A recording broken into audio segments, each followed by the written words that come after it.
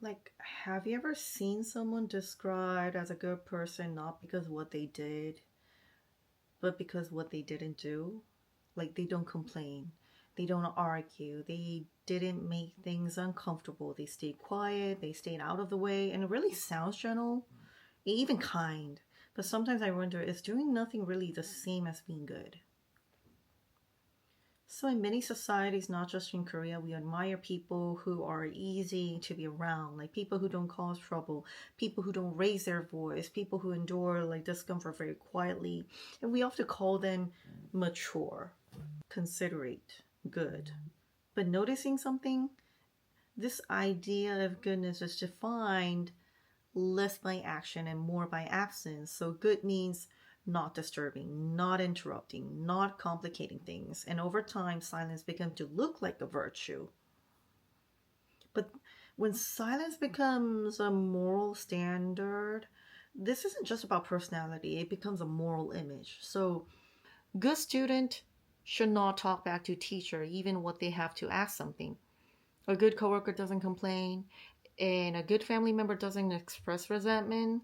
So the goal is peace, smoothness, like stability, and those are real values. They help groups survive.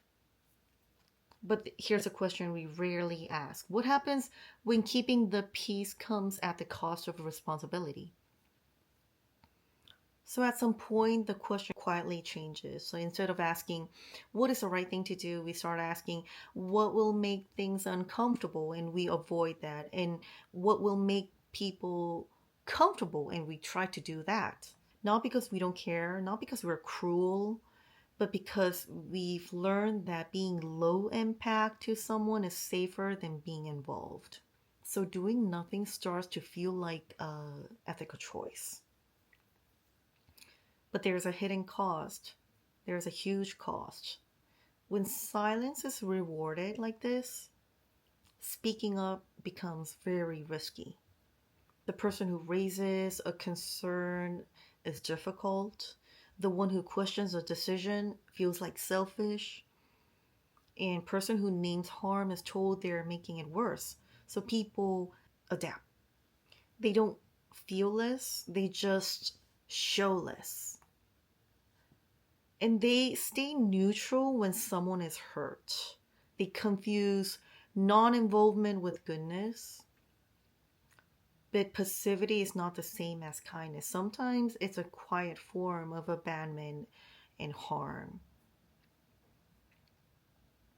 So, if you look across the cultures, you can see different moral instincts. In some places, like goodness is tied to action, speaking of, intervening, like taking sides. And that doesn't mean it's always done well.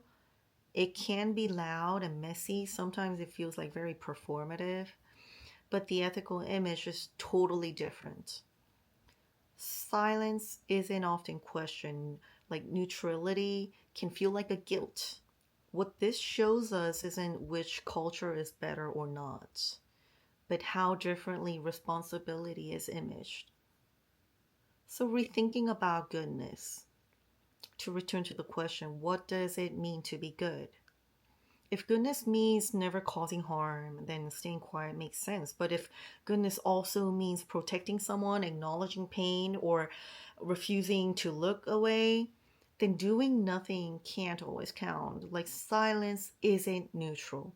Sometimes it quietly supports the stronger voice. So many of us were taught that the quiet person is the kind one, the good one, mature. And sometimes that is true.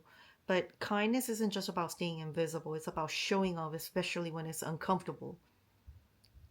Like doing nothing may keep you safe, but doing something is often when responsibility begins. So the next time, if you feel tempted to stay quiet, ask yourself, am I being just kind or am I just being careful?